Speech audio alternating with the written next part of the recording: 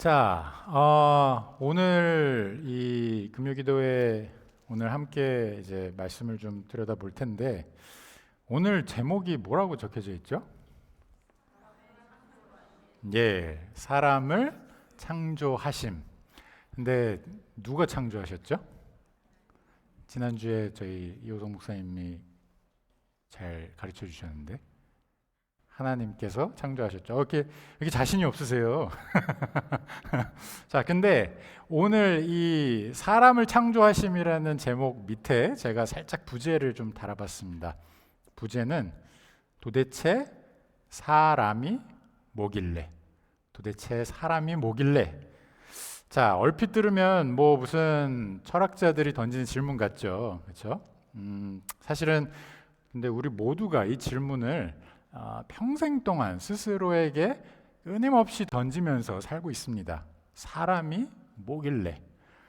왜냐하면 이 질문에 어떻게 답을 하느냐, 어떤 답을 내가 갖고 있느냐에 따라서 나의 삶의 그 방향이 완전히 달라지기 때문입니다. 여러분들 그 미술 좋아하시는 분들 많으실 텐데 폴 고갱이라는 화가 아시죠? 네. 아시죠? 예. 그 뭐 다들 아시겠지만 이제 뭐 후기 인상주의 또는 뭐 탈인상주의 화가라고 보통 이제 말을 하는데 이분은 이제 그림을 그릴 때 그대로 안 그리고 약간 자기 그 상상력을 이렇게 가미해서 재해석을 좀 많이 하는 분입니다. 그래서 좀 그분 그림을 이렇게 보면 좀 단순화돼 있고 좀 플랫하고 이게 색을 칠한 것들이 좀 큼직큼직한 면들로 이렇게 칠한 거를 좀 보게 돼요. 그러면서 이제 색깔은 또 아주 강렬한 색을 많이 쓰죠. 그래서 이분이 이제 피카소 같은 분들한테 엄청난 이제 영감을 이제 후대에 줬던 걸로 이제 알려져 있습니다. 근데 이분의 여러 작품들 중에 이제 가장 대표적인, 가장 유명한 작품일 것 같은데 이 작품이 아주 재밌는 제목을 갖고 있습니다. 그 제목은 우리는 어디서 왔는가? 우리는 무엇인가? 우리는 어디로 가는가? 이게 전체 제목이에요. 그림 제목이 우리는 어디서 왔는가? 우리는 무엇인가? 우리는 어디로 가는가? 이 그림인데 아마 기억하시는 분들도 있을 거예요. 조금 이렇게 길다란 그림인데 가운데 이렇게 어떤 사람이 사과 같은 걸 따먹고 있고 옆에 이제 다 이제 그 타이티 그 원주민들을 이렇게 그려놨는데 옆에는 이제 엄마들이 이제 아기를 옆에 이렇게 두고 있고 저쪽에는 또 할머니가 이렇게 또 앉아 있고 뭐 요 그림 아마 대충 기억하시는 분들도 있을 것 같아요. 근데 이 제목 이제 우리는 어디서 왔는가? 우리는 무엇인가? 우리는 어디로 가는가? 이거 결국에는 인간은 뭔가 이런 근본적인 질문을 던지고 있는 그런 작품인 셈입니다. 그래서 이 그림을 보시면 사람이 아까 제가 설명한 것처럼 아기로 태어난 거에서부터 시작해서 이제 그 그림이 이제 오른쪽에서 왼쪽으로 이렇게 보게 돼 있는데요. 그 아기로 태어나서 이제 노년에 이르기까지 그 일대기가 약간 거기 다 담겨 있어요. 이제 노년에 죽음을 맞이하게 되는 그 과정까지. 근데 뭐 이 분이 무슨 대단한 철학자라서 뭐 이런 제목을 붙여서 그림을 그린 게 아니고요. 그냥 본인이 살면서 그러니까 본인이 스스로에게 던진 질문이었던 것입니다. 이게 사실은 이분의 돌아가시기 직전에 이제 유작인데요. 이 당시에 이제 이분이 아주 힘든 암울한 삶을 좀 살고 있었다고 합니다. 이제 아내와는 결별을 이혼을 하게 됐고, 그리고 너무너무 아끼던 사랑하는 딸은 죽음을 맞이하게 됐고, 그래서 우울증이 왔어요. 게다가 건강도 좋지가 않았어요. 그런 와중에 이분이 또 그런 과정이 있으면 좀 뭔가 이렇게 자중하고 좀 이렇게 조용히 이렇게 지낼 것 같은데 그게 아니라 성적으로 아주 방탕한 삶을 살아서 매독에 걸렸어요. 그래서 또 엄청 고생을 합니다. 그리고 이제 빚은 산더미 같이 쌓여가고 그림은 팔리지 않고 뭐 약간 이제 진퇴양난의 굉장히 암울 그 자체의 삶을 좀 살았던 것 같아요. 말년에. 심지어 그래서 자살까지도 이제 고민을 했었다고 합니다. 근데 이분의 말년에 그 힘들었던 그 시기에 살았던 모습을 이렇게 보면 스스로가 이 그림의 제목에 던진 그 질문에 대해서 이미 답을 내렸던 것 같아요. 그러니까 그 답은 사람은 어디에서도 오지 않았고 사람은 아무것도 아니며 사람은 앞으로 갈 방향도 딱히 없다. 이게 그분이 내렸던 결론입니다. 그러니까 말하자면 그냥 어쩌다 보니까 난 지금 이 힘든 생활을, 이 힘든 삶을 살고 있는 거고, 이런 내가 왜 존재하게 됐는지도 난 잘 모르겠고, 그러니 내가 앞으로 나아갈 방향, 그런 어떤 특정한 삶이란 것도 딱히 없다. 다 부질없다. 삶 다 부질없다. 뭐 이런 결론을 내려버린 겁니다. 여러분들, 사람이 어디서 왔고 사람은 뭐고 사람은 어디로 가는가, 즉 사람이 뭐길래라는 이 질문은 너무너무 중요합니다.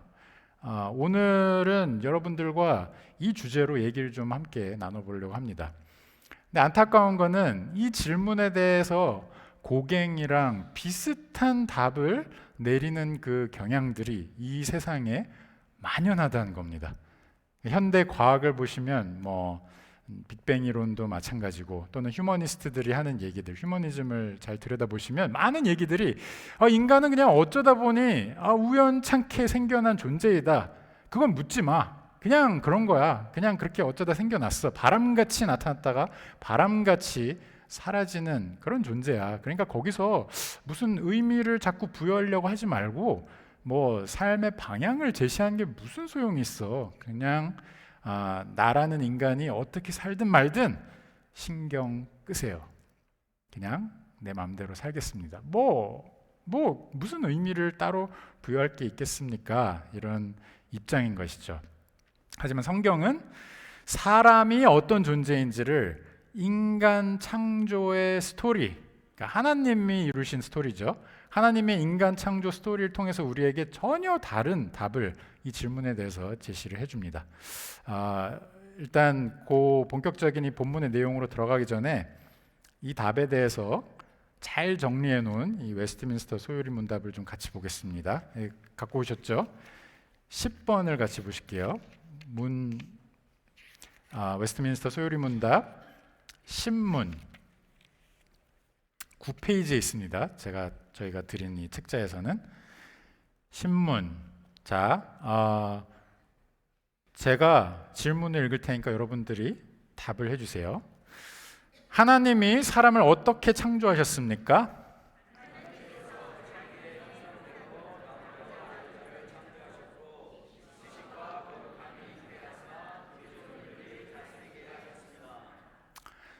네, 사실 혹시 펜을 갖고 계시면 여기 조금 고칠 부분이 있어요. 여기 보시면 이제 지식과 거룩함이 있게 해서 이렇게 적혀져 있는데, 지식과 거룩함 사이에다가 살짝 이렇게 끼워 넣기 마크를 하시고 의와 이렇게 쓰시기 바랍니다. 지식과 의와 거룩함이 있게 하사 피조물을 다스리게 하셨습니다. 이게 제대로 된 번역입니다. 이걸 빠뜨렸네요. 이 번역에서. 자, 여기 이 내용을 보시면 이제 크게 세 가지를 얘기하고 있습니다. 첫 번째는 하나님께서 하나님의 형상대로 창조하셨다. 두 번째는 남자와 여자를 창조하셨다. 세 번째는 모든 피조물들을 다스리게 하셨다. 자, 이 세 가지인데 그게 오늘 여러분들과 같이 오늘 본문을 통해서 살펴볼 내용입니다. 자, 우리는 어디서 왔는가? 이 질문에 대해서 성경은 아주 분명하게 얘기를 합니다. 하나님으로부터 왔다고 말이죠. 27절을 한번 같이 보실게요. 오늘 본문 27절을 보시면 하나님이 사람을 창조하시되, 자, 아까 드렸던 질문 다시 드립니다. 누가 창조하셨다고요? 하나님이. 자, 하나님이 사람을 창조하시되, 그러니까 저와 여러분은 하나님께서 지으신 거예요. 그런데 더 놀라운 사실이 여기 또 등장합니다.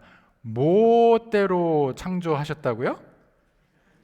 자기 형상, 곧 하나님의 형상대로. 자, 저와 여러분은 하나님의 형상대로 지어졌대요.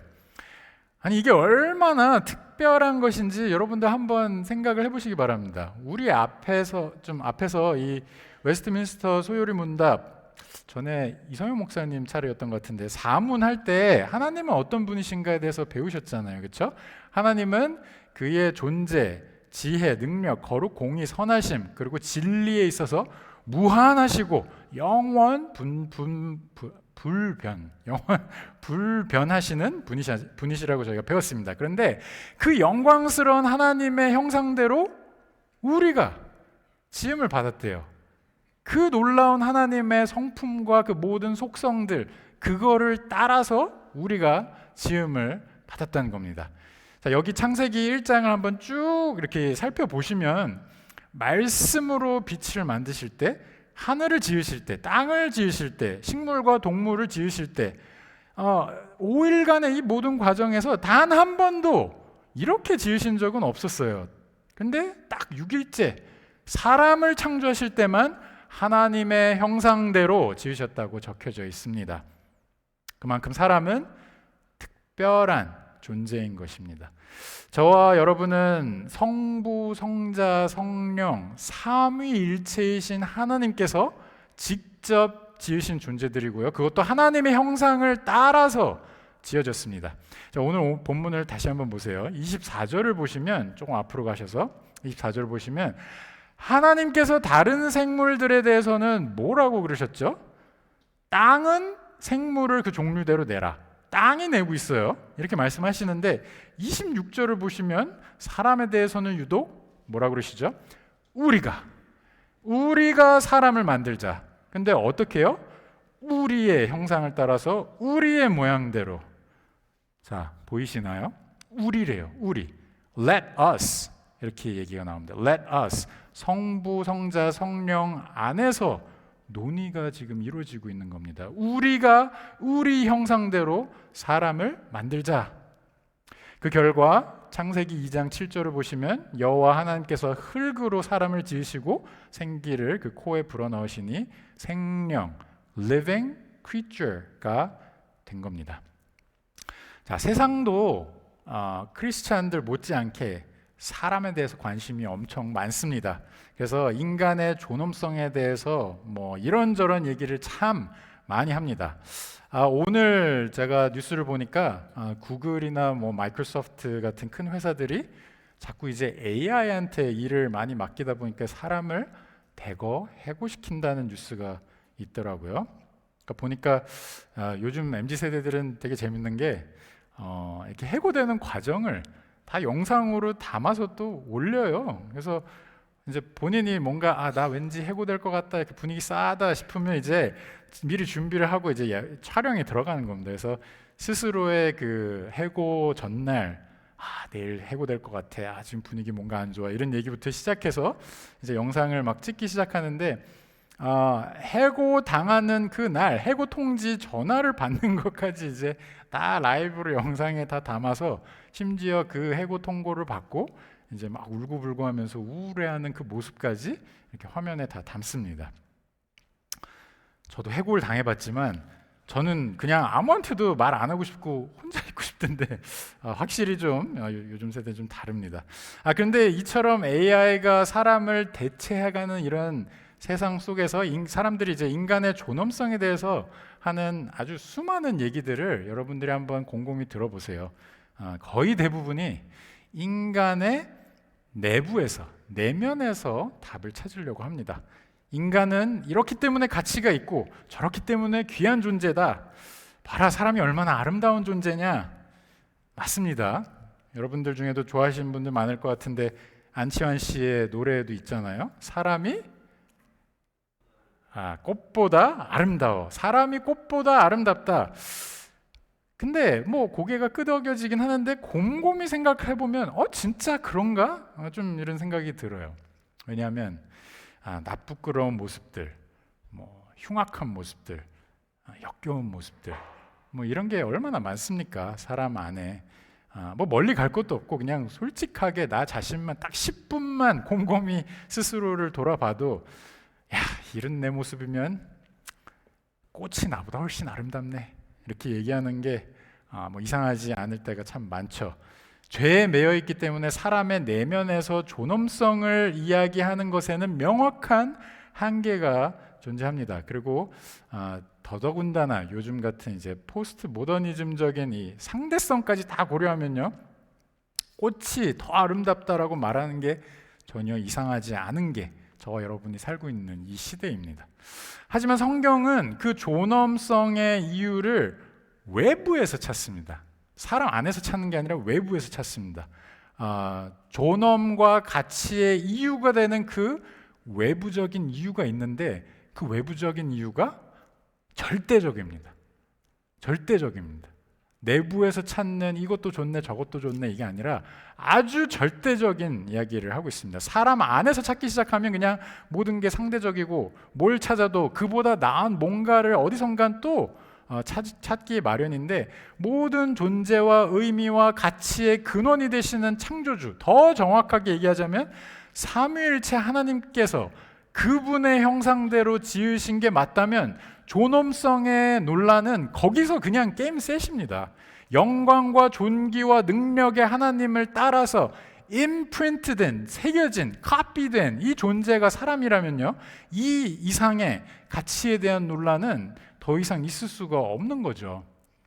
그래서 노래 가사대로 누가 뭐래도 사람이 꽃보다 아름다운 이유가, 아니 그냥 꽃보다 아름다운 정도가 아니라 한참 비교할 수 없게 꽃보다 아름다울 수밖에 없는 가장 확실한 이유가 여기 있는 것입니다.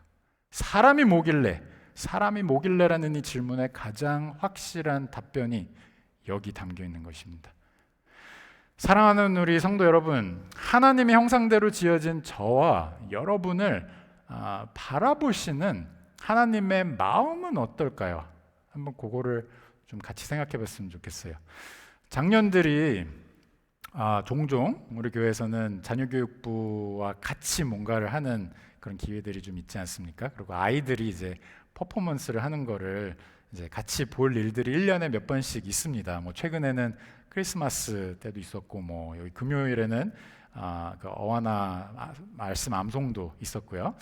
근데 이제 자녀 교육부를 뭐 지난 몇 년간 좀 맡아 보다 보니까 이런 기회들이 있을 때 좀 부모님들을 유심히 살펴보게 되더라고요. 여러분들 아시다시피 이제 퍼포먼스 할 때마다 요 앞이 어떻게 됩니까?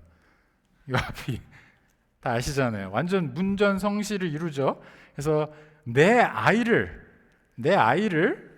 요 사각형에 담겠다는 그 집요함 하나로 아주 똑같은 딱 모든 사람들이 다 요 자세로 이렇게 이 앞에 다 모여듭니다. 그리고 참 놀랍게 미동도 안 하고 똑같은 자세로 그 퍼포먼스 10분, 15분 내내 그렇게 서 계세요.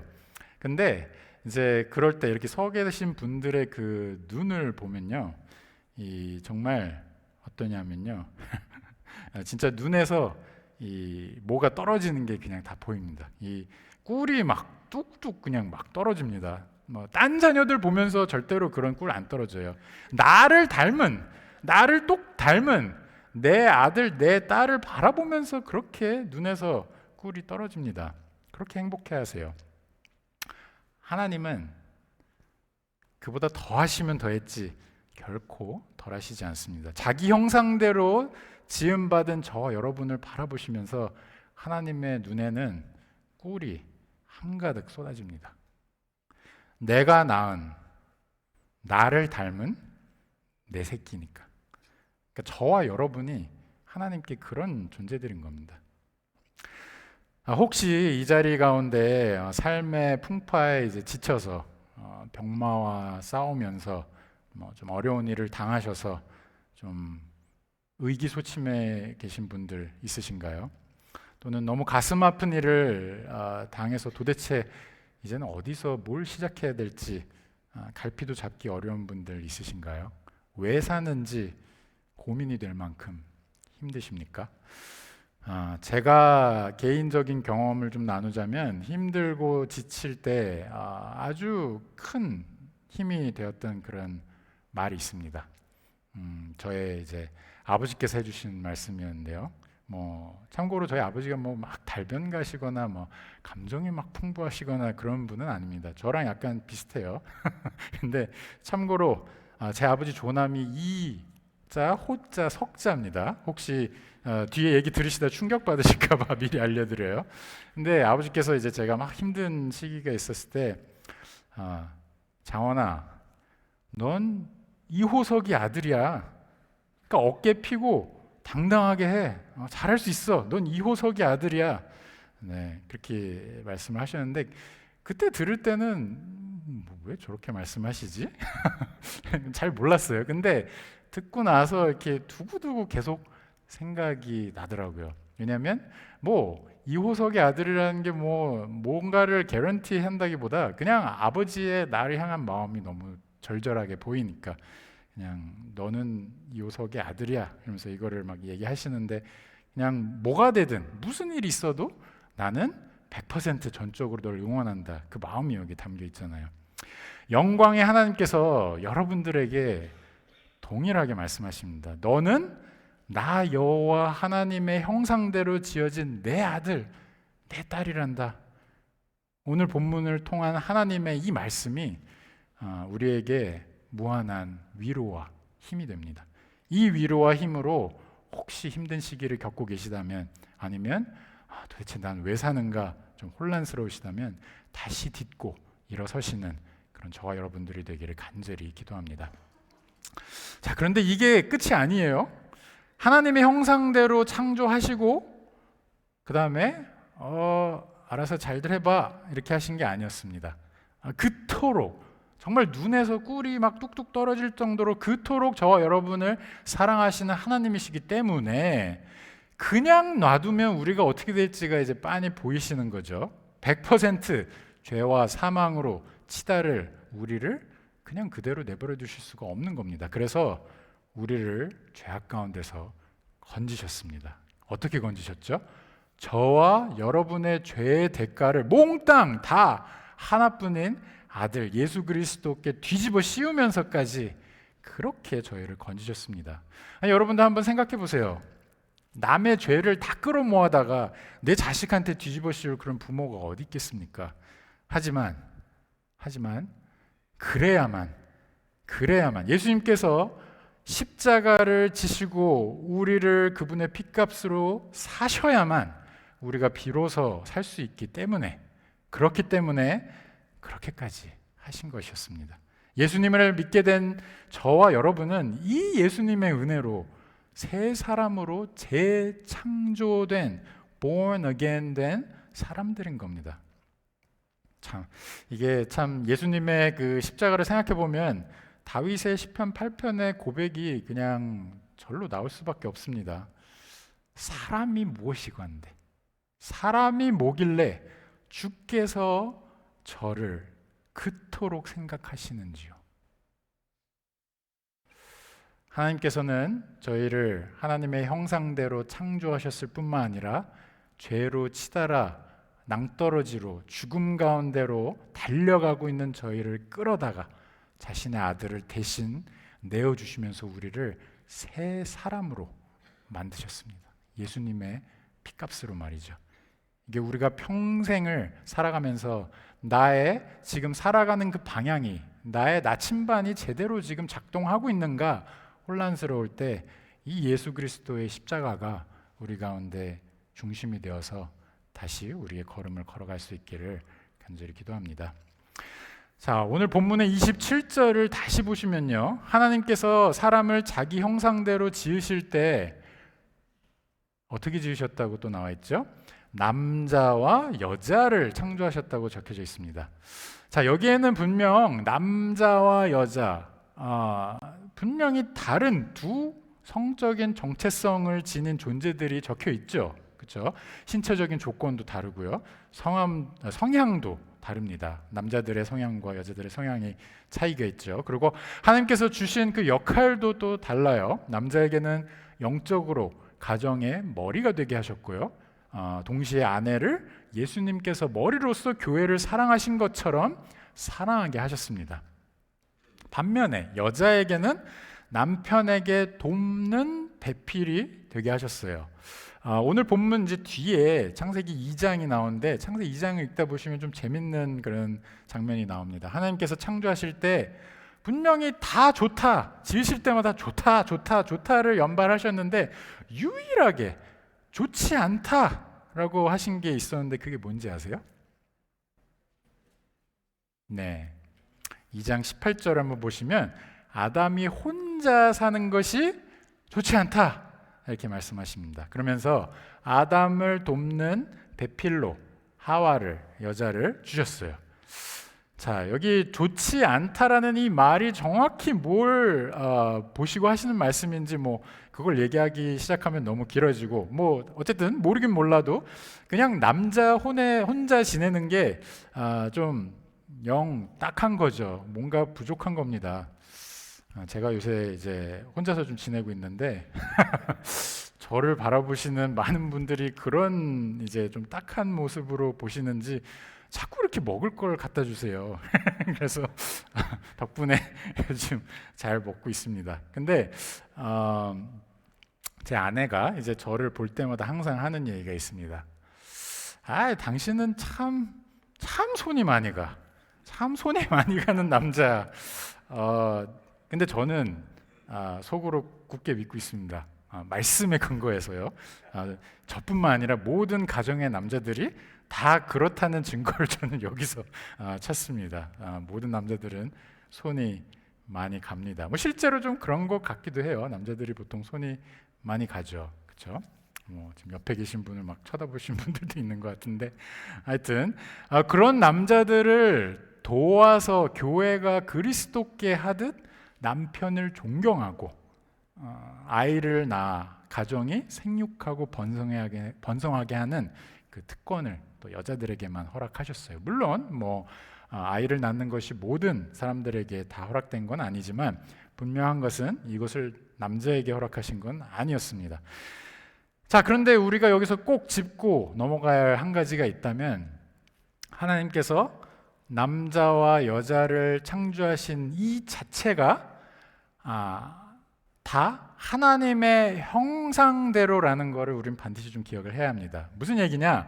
하나님의 형상을 온전히 다 드러내기 위해서는, 그러니까 하나님의 형상대로 지음받은 자들은 하나님의 형상을 투영하고 또 그걸 비춰내기 위해서 존재하는 자들이란 얘기인데, 그거를 하나님의 그 형상을 다 드러내기 위해서는 어느 한쪽만으로는 절대 안 된다는 얘기입니다. 남자 한쪽만 또는 여자 한쪽만으로는 불가능하다는 것이죠. 남자 여자가 다 필요한 겁니다. 그러니 혹시 아직도 그런 생각을 하고 계시다면 더 이상 남자가 더 우월해, 뭐 여자가 더 우월해, 뭐 이런 얘기는 사실 하나님의 형상에 비춰볼 때 너무 무의미하고 너무 황당한 얘기인 거죠. 남자는 여자를, 또 여자는 남자를 바라볼 때마다 하나님의 형상을 보게 되는 것이고, 나에게 없는, 나에게 부족한 그런 하나님의 형상이 또 나의 배우자의, 또 상대 뭐 남자면 여성에게, 여자면 남성에게 있다는 것을 보게 되는 것이죠. 서로의 존재로 인해서 하나님께 영광을 드려야 마땅한 것이 되는 겁니다. 근데 교회도 마찬가지인 것 같아요. 가정 안에서뿐만 아니라 교회를 이제 살펴보시면 남자들이 잘하는 영역이 있고요, 여자분들이 훨씬 잘하는 영역이 있습니다. 저희 개인적인 생각을 물으신다면 저는 남자보다는 여자들이 잘하는 게 많다는 게 저희 솔직한 생각입니다만, 뭐 어쨌든 각자의 분량과 각자에게 주신 사명을 따라서 잘하는 역할들이 있습니다. 근데 남자와 여자가 하나님께서 맡기신 그 역할들을 교회 안에서 서로가 같이 감당해 갈 때 교회가 비로소 바로 서는 거 아니겠습니까? 어느 한쪽만으로는 절대로 교회가 설 수가 없습니다. 자, 이제 마지막으로 저희가 하나님께서 인간을 하나님의 형상을 따라 지으셨다 살펴봤고, 남자와 여자를 지으셨다 살펴봤고, 이제 마지막으로 모든 피조물을 다스리는 존재로 창조하셨다, 이걸 좀 같이 살펴보려고 합니다. 하나님께서는 사람을 다스리는, 이 피조물들을 다스리는 자로 지으셨어요. 근데 하나님이 창조 주시고 하나님이 모든 걸 지으셨다면 그냥 우리 생각엔 당연히 왕이신 하나님께서 직접 다 다스리는 게 맞는 거 아니겠어요? 그렇죠? 물론 하나님께서 실제로 다스리십니다. 하나님의 섭리가, 하나님의 통치가 모든 피조물들 위에 있죠. 그런데 그런 상황임에도 굳이 사람에게 이 역할, 이 청지기의 역할, 즉 모든 피조물들을 다스리는 역할을, 그 미션을 주셨어요. 이게 대표적으로 드러나는 부분이 창세기 2장, 오늘 본문 뒷부분의 2장의 19절, 거기 무슨 사건이 등장하죠? 아담의 이름 짓기 사건이에요. 이름 짓는 거. 그래서 여호와 하나님이 흙으로 각종 들짐승과 공중의 각종 새를 지으셨는데, 그러고 나서 뭐 하시죠? 그것들을 다 아담 앞으로 데려다가 아담이 무엇이라고 부르나 보시려고 했다. 그래서 그것들을 다 이끌어 가셔서 아담이 각 생물을 부르는 것이 곧 그 이름이 되게 하셨어요. 자, 이게 지금 어떤 상황인지 좀 보이시나요? 이름을 지어주는 것은 확실한 다스리는 자와 다스림을 받는 자 사이의 그 구별시키는 거거든요. 이름을 붙여주는 자가 다스리는 자인 겁니다. 아담의 이름은 누가 지으셨죠? 하나님께서 지으셨잖아요. 그렇죠? 근데 하나님께서 창조하신 이 피조물들은 그 이름을 아담더러 짓게 하십니다. 자, 여기에는 고갱의 그림의 제목에서, 그 제목이 뭐였죠? 좀 길죠? 혹시 기억하세요? 우리는 어디서 왔고 우리는 무엇이고 우리는 어디로 가는가? 그 긴 제목의 뒷부분에 대한 답이 담겨 있습니다. 우리는 어디로 가는가? 자, 생육하고 번성하여 땅을 정복하고 다스리라는 이 하나님의 명령에는 하나님의 형상대로 하나님의 영광을 드러내는 주의 자녀들로 번성하고 큰 무리를 이루어서 땅 끝까지 나아가서 예수 그리스도의 영광을 그곳 가운데 드러내기를 너무너무 바라시는 하나님의 뜻이 담겨 있습니다. 이게 곧 우리의 이 땅 가운데 살아가면서 가져야 할 사명, 우리의 미션이기도 합니다. 저는 저와 여러분이 이 땅에서 감당해야 할 삶이 여기에 담겨 있다고 생각합니다. 그곳이 가정이든 그곳이 직장이든 뭐 잠깐 놀러 간 곳이든 방문을 한 곳이든 그곳이 교회이든 우리의 발길이 닿는 모든 곳에서 하나님의 영광이 드러나게 하는 것이죠. 그분의 전능하신 통치가 하나님 형상대로 지음받은 나를 통해서 드러나게 하는 것이 우리의 미션인 겁니다. 근데 여러분들이 하나님의 영광, 그 고귀하고 그 위대한, 정말 뭐라고 표현할 수 없는, 그저 그 앞에 엎드릴 수밖에 없는 그 하나님의 영광을 우리가 생각해 본다면 이건 너무너무 가슴이 뛰는 일이 아닐 수가 없어요. 하나님의 이 생각과 이 뜻, 정말 하나님 나라의 그 영광이 우리를 통해서 내가 발을 딛는 곳마다 드러나게 하시는 그 하나님의 영광, 이게 내 삶 가운데서 이루어진다는 것이 하나님의 뜻이라는 것이 참 놀랍죠. 그 뜻이 나의 삶의 모든 좌표를 재정의하게 만드는 겁니다. 또다시 이 생각을 할 수밖에 없죠. 도대체 사람이 뭐길래? 도대체 사람이 뭐길래 이렇게까지 하나님의 영광을 우리들 각자에게 사명으로 주시면서까지 우리가 서 있는 곳곳에서 내가 뭐라고, 그런데 그곳에서 하나님께서 나를 통해 영광을 드러내시는가? 이것을 우리는 질문할 수밖에 없습니다. 동시에 도대체 뭐 때문에 이러한 영광 가운데 우리를 초대하시는가? 이 질문을 던지는 동시에 우리의 또 다른 질문은 우리가 던지는 이 질문은 사실 우리가 계속해서 예수 그리스도께서 마지막 때에 다시 오셔서 그 영광의 정말 끝을 다 보게 하실 때까지 우리 스스로에게 끊임없이 던져야 할 질문이기도 합니다. 왜냐하면 우리가 살아가는 이 현장은 분명히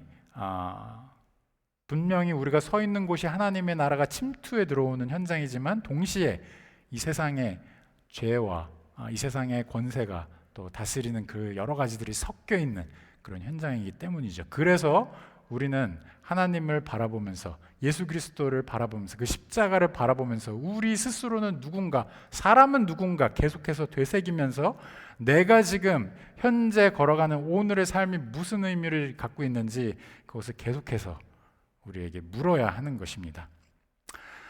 이 제가 지금 드린 말씀을 너무 잘 간결하게 정리해서 표현한 본문이 하나 있어서 그걸 읽어드림으로 오늘 설교를 좀 마무리하려고 합니다. 히브리서 같이 찾아보시면 좋을 것 같아요. 히브리서 2장 6절부터 10절 말씀인데요.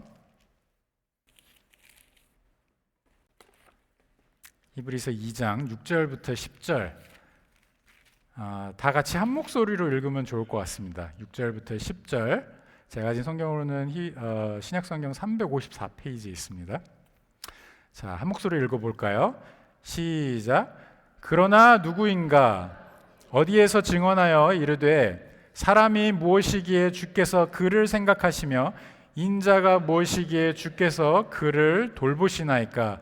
그를 잠시 동안 천사보다 못하게 하시며 영광과 존귀로 관을 씌우시며 만물을 그 발 아래에 복종하게 하셨느니라 하였으니 만물로 그에게 복종하게 하셨은즉 복종하지 않은 것이 하나도 없어야 하겠고 지금 우리가 만물이 아직 그에게 복종하고 있는 것을 보지 못하고 오직 우리가 천사들보다 잠시 동안 못하게 하심을 입은 자 곧 죽음의 고난 받으심으로 말미암아 영광과 존귀로 관을 쓰신 예수를 보니 이를 행하심은 하나님의 은혜로 말미암아 모든 사람을 위하여 죽음을 맛보려 하심이라.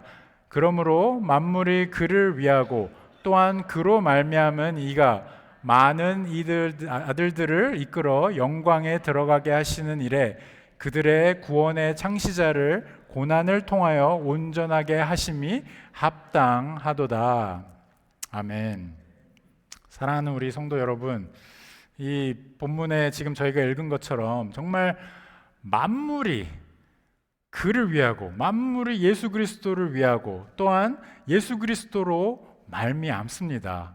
우리의 창조주 되시는 예수님께서 정말 놀랍게도 우리를 하나님의 그 영광 가운데 들어가게 하시기 위해서 참 너무나 엄청난 놀라운 일들을 행하셨어요. 그리고 지금 현재도 우리 삶 가운데 행하고 계십니다. 우리 눈에는 지금을 살아가는 우리 눈에는 아직 예수 그리스도의 통치 아래 들어가지 않은 것이 있는 것처럼 보일 수가 있습니다. 이 세상 현실을 살아가다 보면 아니 도대체 내 삶에 이런 일이 어떻게 있을 수 있어? 어떻게 하나님이 다스리는 땅에 이런 일이 있을 수 있어? 이런 생각을 분명히 하는 순간들이 있습니다.